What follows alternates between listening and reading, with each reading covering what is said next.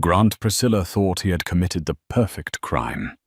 He had the billions, the mistress, and the ironclad prenup that would leave his wife Natalie sleeping in her car. On the morning of the final hearing, he was already celebrating.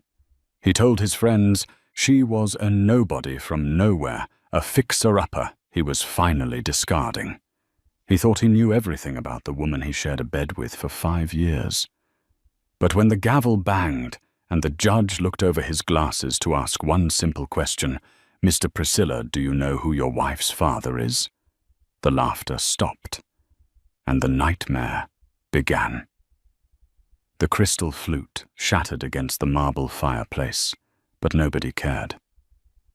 In the penthouse suite of the Four Seasons in Manhattan, the mood was electric. Grant Priscilla, the 38-year-old CEO of Priscilla Dynamics, was standing on a velvet ottoman, a fresh bottle of Dom Perignon in one hand and a Cuban cigar in the other. "To freedom," Grant bellowed, his face flushed with the kind of arrogance that only money and unchecked power can buy. A chorus of cheers erupted from the room. It was a small gathering, his inner circle. There was Brad, his VP of operations, Chloe, his 23-year-old personal assistant, and the reason for the divorce, and Benton Hughes, the most expensive divorce attorney in New York State. Chloe slinked up to Grant, wrapping a manicured hand around his ankle. "Baby, get down before you break your neck. You need to be in court in 3 hours." Grant laughed, hopping down and pulling Chloe into a deep performative kiss. "Court, Chloe, today isn't a trial. It's a formality. It's a signature. It's taking out the trash." Benton Hughes, sitting in a leather armchair, checking his Rolex, cleared his throat. "Grant is right, technically. The prenup Natalie signed 5 years ago is a work of art. I wrote it myself. It stipulates that in the event of infidelity on her part, which we manufactured beautifully with those doctored photos, or irreconcilable differences initiated by Grant, she leaves with exactly what she came in with." "Which was nothing," Grant sneered, pouring more champagne.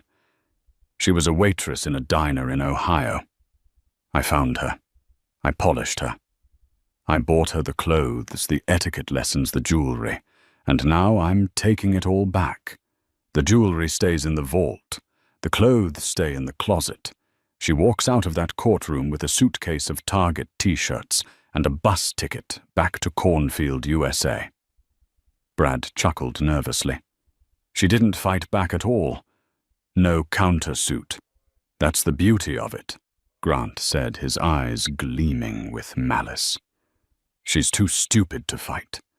For the last month since I served her the papers, she's just been quiet, walking around the penthouse like a ghost. She didn't even hire a lawyer. She's using a court-appointed public defender, some kid named Samuel, who probably hasn't even passed the bar yet." Grant walked to the floor-to-ceiling window, looking out over Central Park. He felt invincible. His tech company was about to go public with a valuation of $4 billion. He was trading in his 30-year-old wife for a 23-year-old model. And he was going to keep every single penny of his fortune. "I almost feel bad for her," Chloe giggled, sipping her drink. "Almost." "Don't," Grant said, turning back to them. Natalie was a leech. She enjoyed the high life, the galas, the trips to Saint-Tropez, but she never fit in. She was always too soft, too quiet. She never understood that in this world you have to be a shark. Well, today, the shark eats. He checked his watch, a Patek Philippe Nautilus that cost more than Natalie's childhood home. "All right, let's sober up. I want to look sharp when I destroy her." The atmosphere in the Suffolk County Supreme Court was sterile and cold. The fluorescent lights hummed with a low-level anxiety that usually made Grant twitch, but today he felt nothing but calm superiority. He sat at the mahogany table flanked by Benton Hughes and 2 junior associates. They looked like a squadron of sharks in Armani suits. Benton was arranging his papers with geometric precision, humming a tune under his breath. On the other side of the aisle sat Natalie. Grant looked at her. Really looked at her for the first time in months. She looked pathetic. She was wearing a simple grey dress that he vaguely remembered her buying at a department store years ago before he had forbidden her from shopping off the rack. Her hair, usually styled by the best salons in the city, was pulled back in a severe, messy bun. No makeup, no jewelry. Her hands were folded in her lap, her knuckles white. Next to her sat her lawyer. Grant had to stifle a laugh. The man looked like he was 12 years old. His suit was ill-fitting, the sleeves too long, and he was nervously clicking a cheap ballpoint pen.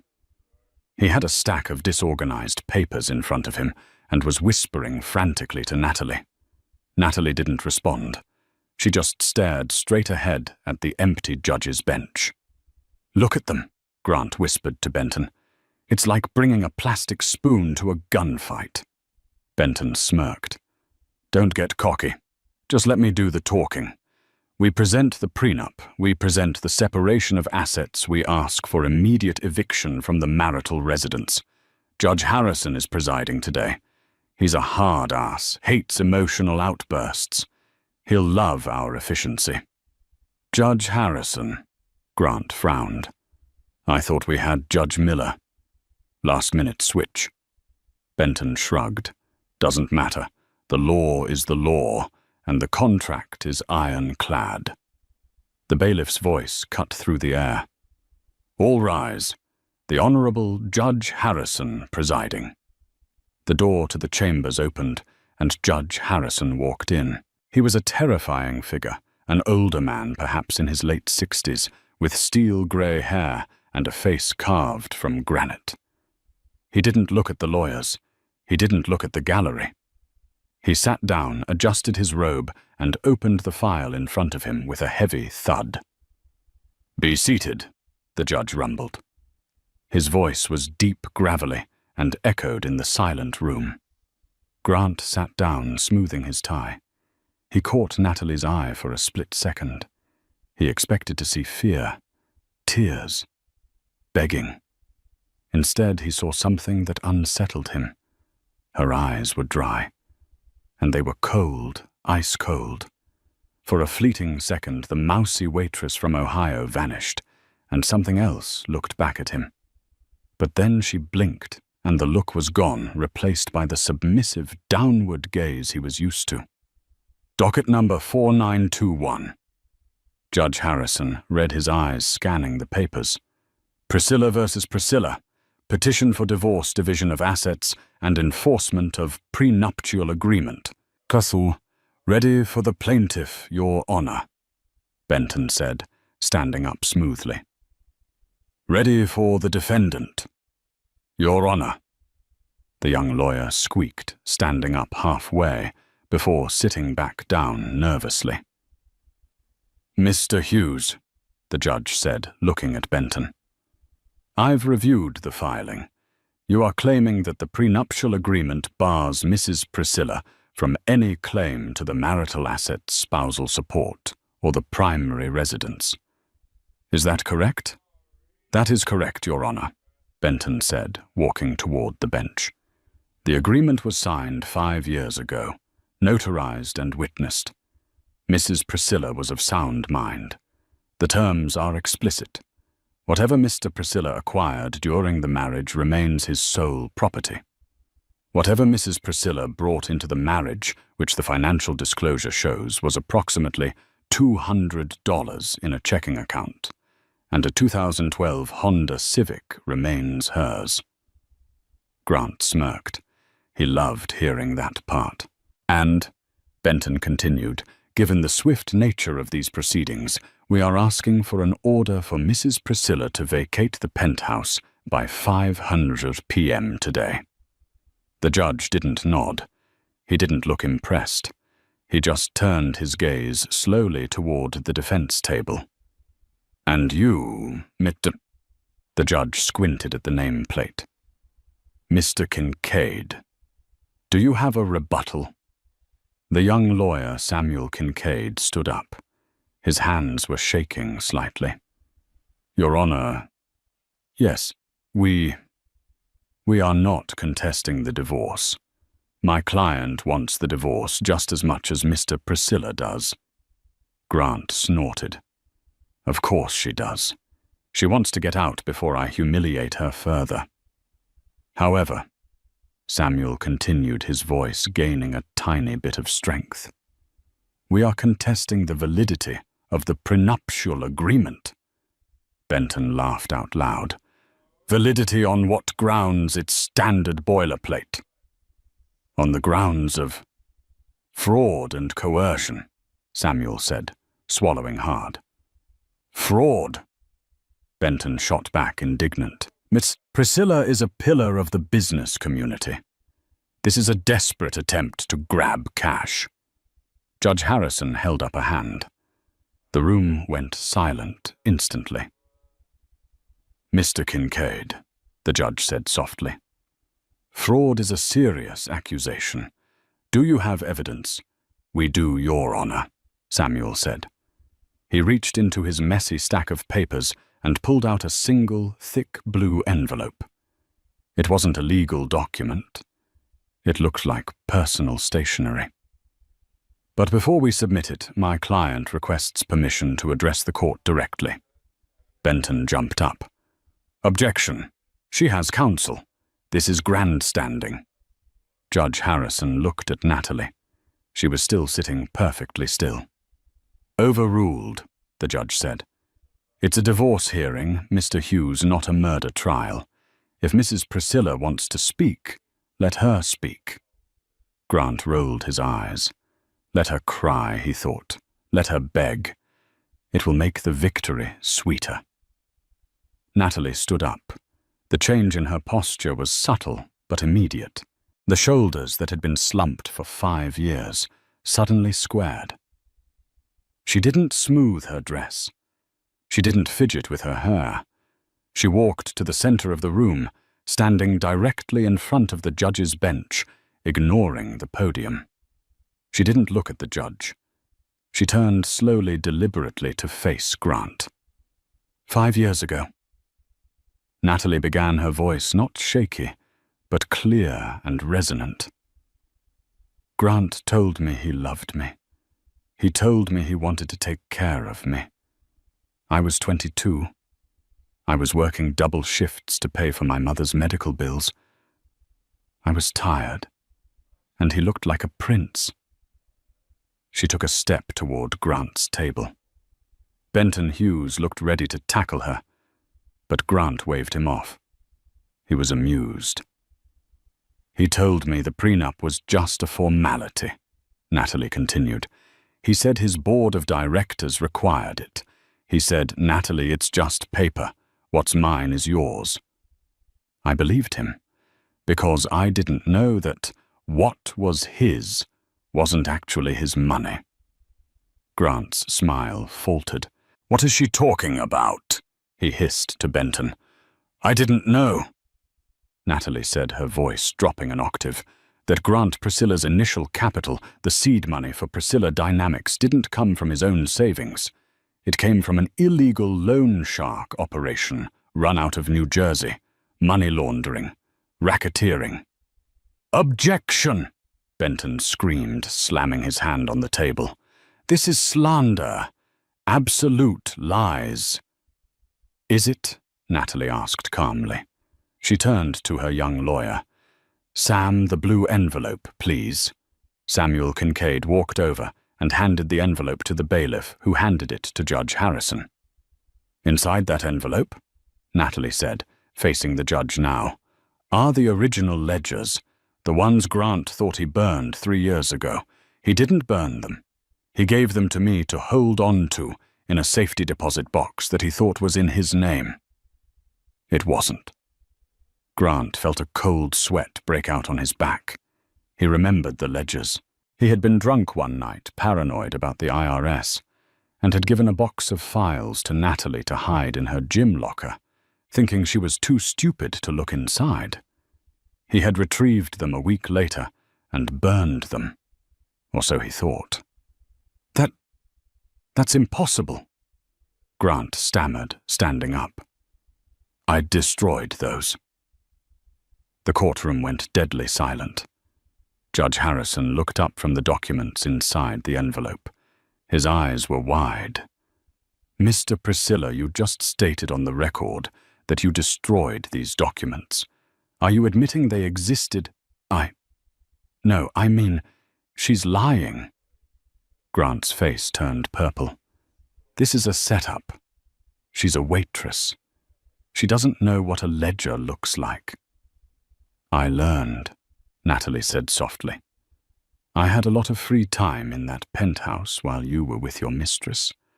I took online courses, accounting, forensic auditing. I learned exactly how you moved the money from the Cayman accounts to the shell companies in Delaware. Benton Hughes looked pale. He leaned away from his client. Your Honor, Benton said, his voice trembling. I was not aware of any criminal allegations. I am here for a civil divorce proceeding. Sit down, Mr. Hughes, Judge Harrison barked. He looked at the papers again, then back at Natalie. The judge's expression changed. He looked confused, not by the evidence, but by something else. He squinted at Natalie, tilting his head. Mrs. Priscilla, the judge said slowly. You say you are from Ohio. That's what my driver's license says. Your Honor, Natalie replied, and your maiden name on the marriage certificate, the judge continued, looking at the file, is Natalie Brooks. Yes, Your Honor. The judge leaned forward, his imposing figure looming over the bench. Ms. Brooks, this court recognizes that the evidence you just submitted is explosive. It could lead to federal indictments. But this is a family court. We deal with assets. If these assets were obtained illegally, the government will seize them, and there will be nothing left for either of you. Is that your goal? Mutually assured destruction. Grant found his voice. She's crazy. She'd rather burn it all down than let me be happy. Natalie smiled. It was a terrifying smile. I don't care about the money, Your Honor. I never did. I care about the lie. Judge Harrison stared at her for a long, uncomfortable minute. He took off his glasses. He looked at her nose, her chin, the specific shape of her eyes. A strange recognition flashed across his face. Miss Brooks, the judge asked, his voice unusually quiet. Where exactly in Ohio are you from? A small town called Oakhaven, she replied. The judge froze. Oakhaven. Yes. And your mother's name? Catherine, Natalie said. Catherine Brooks. The color drained from Judge Harrison's face so fast it looked like he was having a stroke. He dropped his pen. It clattered loudly on the wooden floor. Grant looked between the judge and his wife. He didn't understand what was happening, but the air in the room had shifted. The arrogance was gone, replaced by a thick, suffocating tension. Catherine Brooks, the judge whispered. He looked at Grant Priscilla with a sudden intense hatred that Grant could not comprehend. Then he looked back at Natalie. Does your husband know? The judge asked Natalie. Know what? Grant demanded. Know what? Natalie turned to Grant. He doesn't know, Your Honor. He never asked about my family. He never asked about my father. He just assumed I was nobody. Judge Harrison closed the file. He didn't look at the papers anymore. He looked at Grant Priscilla like he was a bug under a microscope. Mr. Priscilla, the judge said, his voice shaking with suppressed rage. You are extremely confident in this prenuptial agreement. You believe you can leave this woman on the street. It's the law, Grant said, though his voice wavered. The law, Judge Harrison said, standing up. Do you know who I am? Mr. Priscilla, you "You're Judge Harrison." "My name," the judge said, "is William Harrison. Before I was a judge, I was a prosecutor in Ohio, 30 years ago, in Oak Haven." Grant felt the floor drop out from under him. "And," the judge continued, "I had a relationship with a woman named Catherine Brooks, a relationship that ended abruptly when she moved away. I never knew what happened to her." The judge looked at Natalie, tears welling in his steel-grey eyes. "I never knew she had a child." The entire courtroom gasped. Even the bailiff took a step forward. Judge Harrison pointed a trembling finger at Grant. "You asked me to enforce a contract against my own daughter." Grant's mouth opened, but no sound came out. "Who is your wife's father, Mr. Priscilla?" The judge roared, his voice booming off the walls. "It seems you didn't do your due diligence, because you are staring at him." The silence that followed Judge Harrison's revelation was heavy enough to crush bones. For 10 seconds, nobody moved. The court reporter stopped typing, her hands hovering over the keys, her mouth agape. Grant Priscilla, usually the master of every room he entered, looked like a man trying to solve a physics equation in a language he didn't speak. He looked at the judge, whose face was a mask of thunderous emotion, and then at Natalie. "Father!" Grant choked out the word, tasting like ash. That's impossible. She's trash. You're a high court judge." "Bailiff," Judge Harrison roared, ignoring Grant completely. "Take control of this courtroom." 2 uniformed officers stepped forward, their hands resting on their belts, moving instinctively toward Grant's table. Benton Hughes, the shark lawyer, was the first to snap out of the trance. He was sweating profusely. He knew the legal implications of what just happened were catastrophic. "Your Honor, Judge Harrison, if what you say is true, you are conflicted. You must recuse yourself immediately. You cannot preside over this case." Judge Harrison stood tall, his black robes billowing like storm clouds. He looked at Natalie again, his eyes softening with a mixture of heartbreak and pride. Then he turned his steel gaze back to Benton. "You are correct, Counselor," Harrison said, his voice dropping to a terrifyingly calm register. "I am conflicted. I am emotionally compromised. I cannot rule on the divorce of my own daughter." Grant let out a breath he didn't know he was holding. A laugh bubbled up in his throat, a hysterical, manic sound. "Ha! See, mistrial. This whole thing is a wash. We start over. New judge, new venue. And you," he pointed a shaking finger at Natalie, "you played your hand too early. You think this scares me. You just delayed the inevitable." Grant turned to Benton. "Pack it up. We're leaving. I have a lunch reservation at Le Bernardin." "Sit down, Mr. Priscilla." The judge's voice cracked like a whip. Grant froze. "You just recused yourself. You have no power here." "I have recused myself from the civil matter of the divorce," Harrison said slowly, removing his glasses and placing them on the bench. "I cannot divide your assets. I cannot grant your separation." The judge picked up the blue envelope, the one containing the evidence of money laundering and racketeering. "However," Harrison continued, "I remain a sworn officer of the court and a mandatory reporter of felonies committed in my presence or presented as evidence. This envelope does not contain hearsay, Mr. Priscilla. It contains original ledgers. It contains wire transfer numbers. It contains proof of massive fraud against the United States government." Benton Hughes began quietly packing his briefcase. He knew what was coming. He was already calculating how to distance himself from his client. "Mr. Hughes," the judge said, I assume you are familiar with the mandatory detention guidelines for flight risks involving international financial crimes exceeding $50 million. Yes, Your Honor, Benton whispered. Good, Harrison said. He looked at the bailiff. Officer, take Mr. Priscilla into custody. He is to be remanded to the county jail pending a federal arraignment. The evidence in this envelope is to be transferred immediately to the District Attorney's Special Crimes Unit and the FBI field office. What? Grant screamed as the bailiff grabbed his arm. You can't do this. This is a vendetta. I'm a billionaire.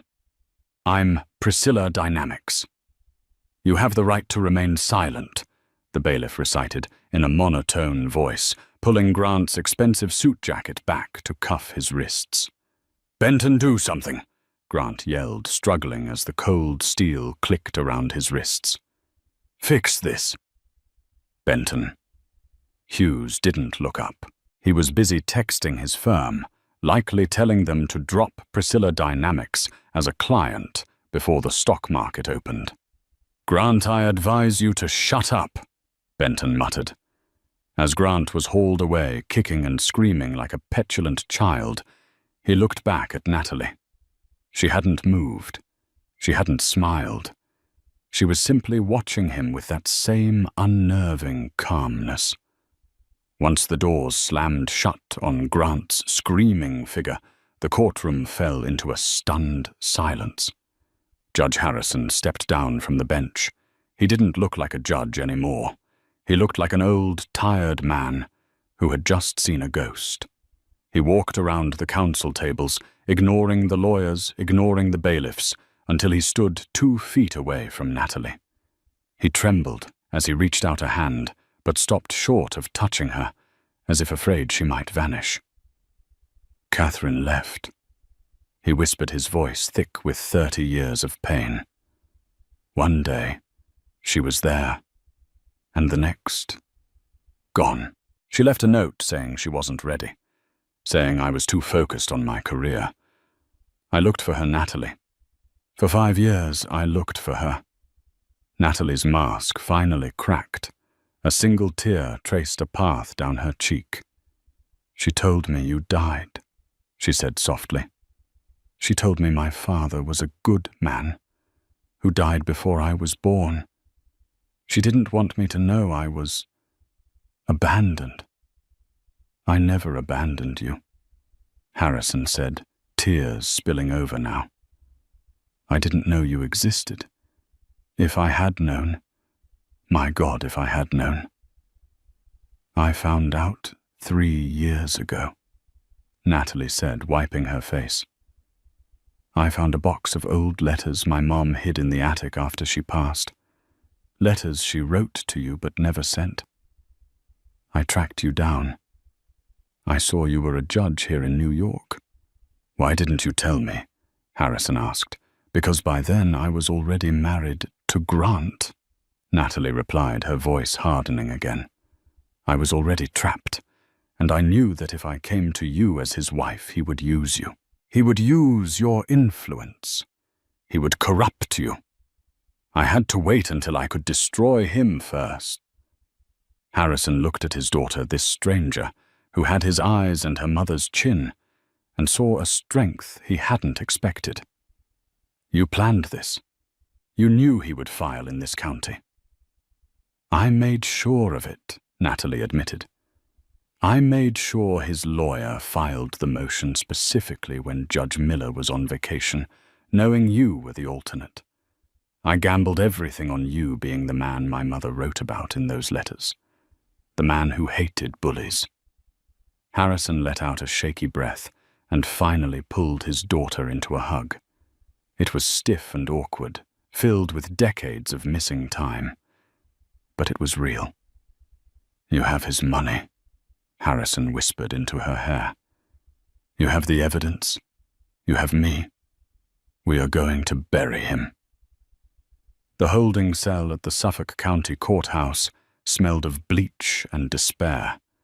It was a far cry from the penthouse suite at the Four Seasons. Grant Priscilla sat on a metal bench, His tie loosened his expensive Italian shoes, scuffed. He had been there for 4 hours. "This is a mistake," he muttered to himself for the 100th time.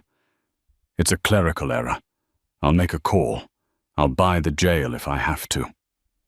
The heavy steel door buzzed and clanked open. Grant jumped up, expecting Benton Hughes with a release order. Instead, Natalie walked in. She was no longer the mousy woman from the courtroom. She had changed. She was wearing a tailored white power suit that cost more than Grant's car. Her hair was down, cascading in loose waves, and she wore 4-inch stilettos that clicked sharply on the concrete floor. The guard closed the door, but didn't lock it, standing just outside. "You," Grant snarled, rushing the bars. "You bitch! You set me up. Do you have any idea what you've done to the stock price? I checked the ticker on the guard's phone. Priscilla Dynamics is down 40%. 40%. Natalie, that's billions." Natalie stood calmly on the other side of the bars, checking her nails. "Actually, it's down 52% as of 10 minutes ago. The news of your arrest for money laundering hit the wire. The SEC has suspended trading." "You ruined us," Grant screamed, gripping the bars until his knuckles turned white. "You ruined yourself." "The prenup says you get nothing. Remember, if the company tanks, you get half of nothing." Natalie laughed. It was a dark, rich sound. "Oh, Grant, you still don't get it. You think I want your money." She reached into her purse and pulled out a sleek black tablet. She tapped the screen and held it up for him to see. It was a document, a patent registration. "Do you recognize this?" she asked. Grant squinted. "It's the algorithm, the core code for the new AI platform. So what, I own it?" "Read the author line," Natalie said. Grant read it. "Author N.C. Brooks."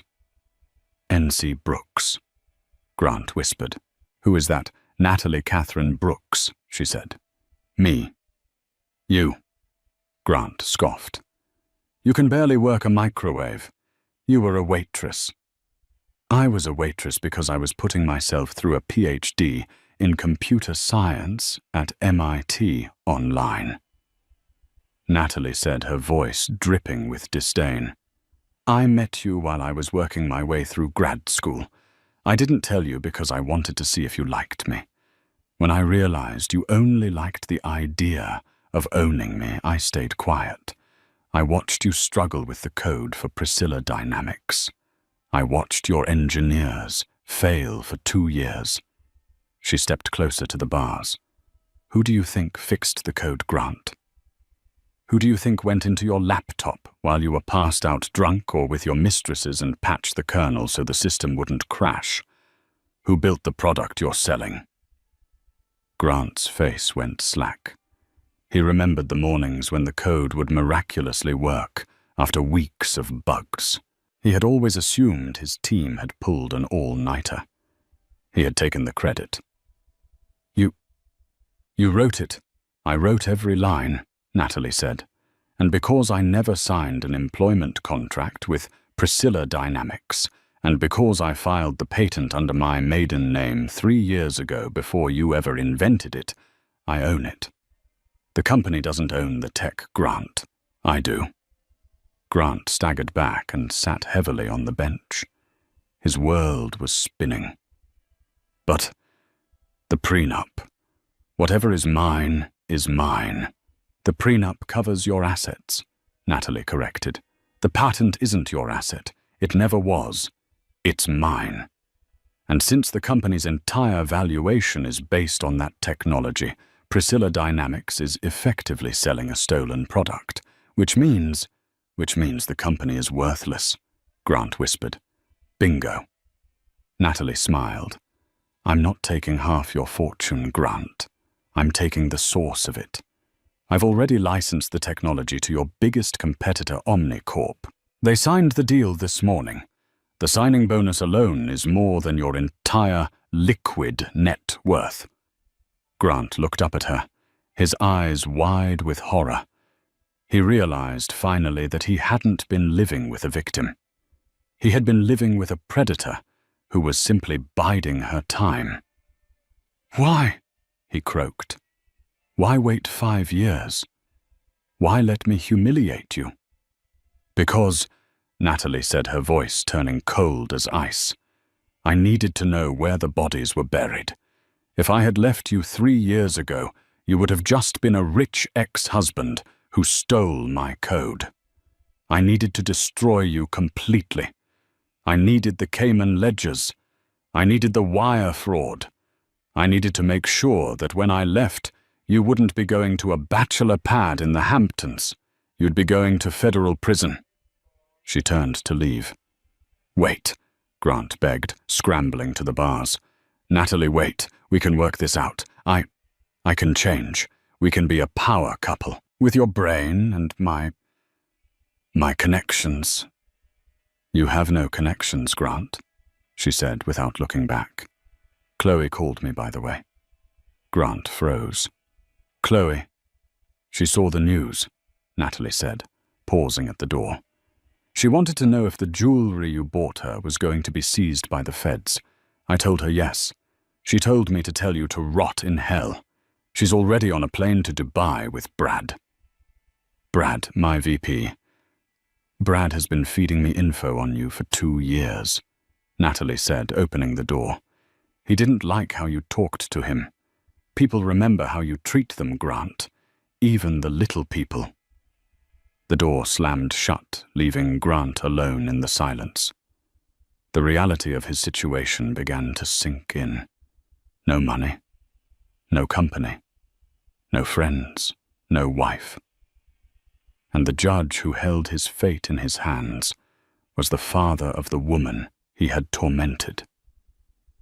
He sank to the floor, put his head in his hands, and for the first time in his life, Grant Priscilla began to cry, not for his loss, but for the terrifying realization that he was and always had been the smallest person in the room. 6 months later, the ballroom of the Plaza Hotel was packed, but not for a gala. It was a liquidation auction. The U.S. Marshals were selling off the seized assets of Grant Priscilla to pay back the millions he had defrauded from investors and the government. Natalie sat in the back row wearing sunglasses and a nondescript trench coat. Next to her sat William Harrison, her father. He was no longer wearing his judicial robes. Today he was just a dad holding a cup of coffee and watching the spectacle with a grim sense of satisfaction. "Lot 402, the auctioneer announced, his voice booming over the speakers. "A Tuntant 24 Patek Philippe Nautilus watch, rose gold, barely worn." The bidding started at $50,000 and rapidly climbed to $300,000. "He loved that watch," Natalie whispered. "He told me once that it was worth more than my entire existence." William squeezed her hand. "It's just metal, Nat. It's just metal." "I know," she said, "but watching strangers buy his life, it's strange. I don't feel happy. I just feel relieved." The auction continued. Grant's penthouse had already been sold. His Ferrari, his art collection. Everything that defined him was being stripped away, piece by piece, to cover his debts. Grant, of course, wasn't there to see it. He was currently sitting in the Metropolitan Detention Center, awaiting his final sentencing hearing, which was scheduled for that afternoon. "Are you ready to go?" William asked gently. "We don't want to be late for the finale." Natalie nodded. "Let's go see him one last time." The sentencing hearing was a media circus. Reporters lined the steps of the courthouse, desperate for a glimpse of the fallen billionaire and the secret genius wife. When Natalie and William exited the black SUV, cameras flashed like a lightning storm. Natalie kept her head high, ignoring the questions. Inside, the mood was somber. Grant was led in wearing an orange jumpsuit. The arrogance was completely gone. He had lost 20 pounds. His hair, usually dyed and coiffed, was greying at the roots and thinning. He looked like an old man. When he saw Natalie sitting in the front row next to Judge Harrison, he flinched. The presiding judge, a stern woman named Judge Reynolds, since Harrison had recused himself, didn't waste time. "Mr. Priscilla," she began, peering down at him, "you have pleaded guilty to 17 counts of wire fraud, tax evasion, and money laundering. You built an empire on lies, and you treated the people around you as disposable pawns. Do you have anything to say before I pass sentence?" Grant stood up. His hands were shaking in the cuffs. I just want to say, I'm sorry," he mumbled, his voice cracking. He looked at Natalie. "Natalie, I'm sorry." Natalie didn't blink. She didn't offer a sympathetic smile. She just watched him, impassive. "The court notes your apology," Judge Reynolds said dryly. "However, remorse does not undo the damage. You defrauded the American public of over $200 million. You attempted to hide these assets using your wife unknowingly, implicating her in your crimes. That betrayal alone speaks to a character deficit that is truly staggering." Grant hung his head. "I sentence you to 25 years in federal prison," the judge declared. The gavel banged with a finality that echoed through the room. "With no possibility of parole for the first 20 years. You are also ordered to pay restitution in the amount of $150 million. Grant's knees buckled. His lawyer had to hold him up. 25 years. He would be 63 years old when he got out. His life was effectively over. As the bailiffs moved to drag him away, Grant looked back at Natalie one last time. He opened his mouth to speak, perhaps to beg, perhaps to scream. But he saw William Harrison put a protective arm around her shoulders. Grant realized then that he hadn't just lost a wife. He had fought a war against a family he didn't even know existed, and he had lost everything. The concept of time in Federal Correctional Institution Fort Dix was not measured in hours, minutes, or seconds. It was measured in the slow, agonizing drip of indignity. For Grant Priscilla, formerly the master of the Manhattan universe time, was now a physical weight. It had been 365 days since the gavel banged down, sealing his fate. 1 year, 12 months of waking up to the metallic shriek of a buzzer instead of the gentle chime of a smart alarm. 12 months of trading his 400 thread count Egyptian cotton sheets for a scratchy wool blanket that smelled faintly of mildew and other men's sweat. He was no longer Mr. Priscilla, the man who could move markets with a single tweet. He was inmate 8940C. Grant sat on the edge of his bunk, staring at his hands. They were unrecognizable. The manicured nails and soft skin, once maintained by weekly appointments at a private spa on Fifth Avenue, were gone. His knuckles were swollen, the skin dry and cracked, the fingernails jagged and rimmed with grey dirt that no amount of scrubbing could remove. "Move it, Priscilla!" a guard bellowed, banging a baton against the bars. "Chow time. Don't make me tell you twice." Grant stood up slowly. His lower back ached constantly now, a souvenir from his assigned prison job. The king of tech was now part of the sanitation crew, specifically the latrine duty for cell block D. He spent 8 hours a day scrubbing grout with a toothbrush and mopping up filth. A cruel irony that he was certain the universe had designed specifically for him. He shuffled out of his cell, joining the line of men in matching beige jumpsuits. The noise was deafening, a constant cacophony of shouting, clanging metal, and aggressive laughter. He kept his head down. In the first month, he had tried to assert dominance. He had tried to tell the other inmates who he was, about his billions, about his connections. That had resulted in a fractured rib and a black eye. He learned quickly that in here, his net worth was zero. Actually, it was less than zero.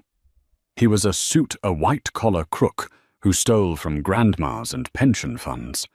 Even the murderers looked down on him. The cafeteria was a cavernous room that smelled of boiled cabbage and industrial cleaner.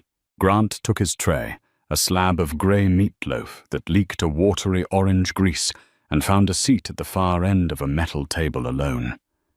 He ate mechanically, trying not to taste the food. He thought about the anniversary. Today marked 1 full year. 24 more to go. He would be an old man when he walked out. If he walked out. Priscilla. Grant flinched, dropping his plastic fork. He looked up to see Officer Miller, the mail-room guard, walking toward him. Miller was a heavy-set man who seemed to derive a specific pleasure from Grant's misery. "You got something?" Miller grunted, tossing a large, heavy envelope onto the table. It landed with a thud, sliding through a puddle of water. Grant stared at it. The envelope was thick, reinforced with cardboard. He frowned. He never got mail. In the beginning, he had waited every day. He waited for Benton Hughes to tell him the appeal was working. He waited for Chloe to send a letter, saying she was waiting for him. He waited for his business partners to check in. But the silence had been absolute. Benton had dropped him the second the retainer check bounced. Chloe had posted a photo on Instagram from a yacht in Dubai 3 days after his sentencing, wearing the diamond necklace he bought her, with the caption, "New Beginnings." Grant wiped his hands on his jumpsuit and picked up the envelope. It had no return address, just a postmark from New York City. His heart hammered against his ribs. Was it legal news? A new charge. He tore the tab on the envelope. The paper was high quality, thick, expensive. He slid the contents out. It wasn't a legal briefing. It was a magazine. Fortune and Innovation. The 50 most influential people of the year. Grant stared at the cover, his breath catching in his throat. He blinked, sure that the prison lighting was playing tricks on him. He rubbed his eyes and looked again. It was her. Natalie. But it wasn't the Natalie he remembered, the quiet, mousy woman who wore cardigans and fetched him espresso. This woman looked like a titan. She was standing on the roof of a glass skyscraper, the wind catching her hair, her chin tilted up with a fierce, unapologetic confidence. She wore a sharp, navy blue power suit that fit her perfectly, and her eyes, those eyes he had ignored for 5 years, were piercing through the camera lens. The headline was embossed in gold foil, "The Silent Architect." How Natalie Brooks reclaimed her code, crushed the competition, and built a $10 billion empire. Grant felt a wave of nausea.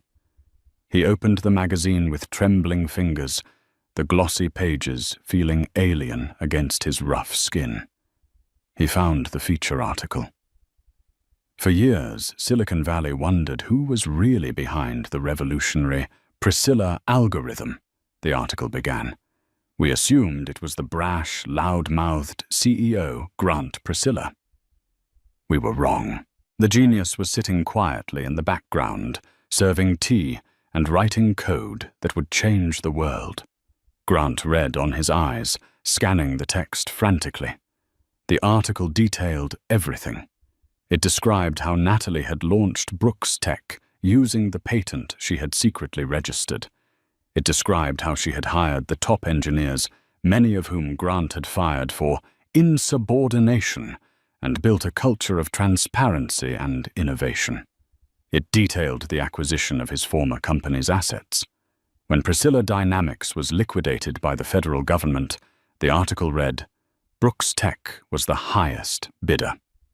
Natalie Brooks bought her ex-husband's former headquarters for pennies on the dollar. She turned the executive penthouse suite, formerly Grant Priscilla's private party room, into a daycare center for her employees. Grant let out a choked sound, halfway between a sob and a cough. His office, his sanctuary, a daycare. He flipped the page. There was a Q&A section with Natalie. Interviewer: You went through a very public, very difficult divorce right before your launch. How did that shape you, Natalie Brooks? It was clarifying.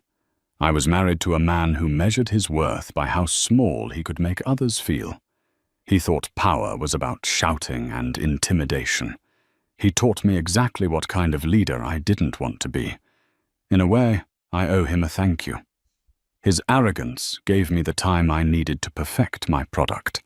If he had paid even 5 minutes of attention to me, he would have seen what I was doing. But he was too busy looking in the mirror. Interviewer: You've also been very public about reconnecting with your father, the Honorable William Harrison. Natalie Brooks: Yes. Finding my father was the greatest gift of this entire ordeal. He is the chairman of our charitable foundation now. We spend every Sunday together. He's the man I wish I had known my whole life. Grant slammed the magazine shut. He couldn't read anymore. It was too much light, too much success, too much happiness for a man living in the dark. She had taken everything. She hadn't just defeated him. She had erased him. She had taken his company, his building, his reputation, and even the narrative of his life. He went to shove the magazine back into the envelope, wanting to throw it in the trash, when he felt something else inside. A smaller, stiffer piece of paper. He reached in and pulled it out. It was a small white envelope sealed with a piece of tape. On the front, in handwriting, he recognized instantly, elegant looped cursive, was a single word: closure. Grant ripped it open. Inside was a single printed ticket. Greyhound bus lines. Passenger. One-way departure. New York, Port Authority. Destination, Oak Haven, Ohio. Date open. Valid until 2050. Grant stared at the ticket. The destination blurred before his eyes. Oak Haven, the town she was from. The cornfield he had mocked 1,000 times. He turned the ticket over. A yellow sticky note was attached to the back. Grant. I remember the night before the hearing. You were standing on the ottoman with a bottle of champagne, telling your friends that I would leave the marriage with a suitcase of Target t-shirts and a bus ticket back to the cornfields. I wanted to make sure you were prepared for your release. I kept the t-shirts. I use them as rags to clean the daycare center now. But I bought you the ticket. I calculated the inflation for the year 2050. It should still be valid when you get out. It's a long ride, about 14 hours. You'll have plenty of time to look out the window and think about the wife you called a fixer-upper. Safe travels. Nat P.S. I own the bus company now, too. The sounds of the cafeteria, the shouting, the clanking trays, the guards yelling faded into a dull hum. The world narrowed down to that small rectangular piece of paper in his hand. The pettiness was surgical. It was absolute. She hadn't just beaten him. She had remembered every single cruel word he had ever spoken to her and weaponized them. She had held on to that specific insult for 5 years, waiting for the exact moment when it would inflict the maximum amount of damage. Grant looked at the meatloaf on his tray. He looked at the gray walls. He looked at the bus ticket to Ohio. A laugh bubbled up in his chest. It wasn't a happy laugh. It wasn't a sane laugh. It was a dry, rattling sound, like dead leaves scraping across concrete. He started to chuckle. The chuckle turned into a cackle. The inmate across from him, a large man with a spiderweb tattoo on his face, looked up. "Yo, Priscilla, you cracking up, man." Grant couldn't stop. He laughed until tears streamed down his face, cutting tracks through the grime on his cheeks. He laughed until his stomach cramped. He laughed because the joke was so perfect, so complete, and he was the punchline. He had celebrated taking everything. He had thought he was a god. And now he was just a janitor with a bus ticket to Ohio, waiting for a bus that wouldn't come for 24 years.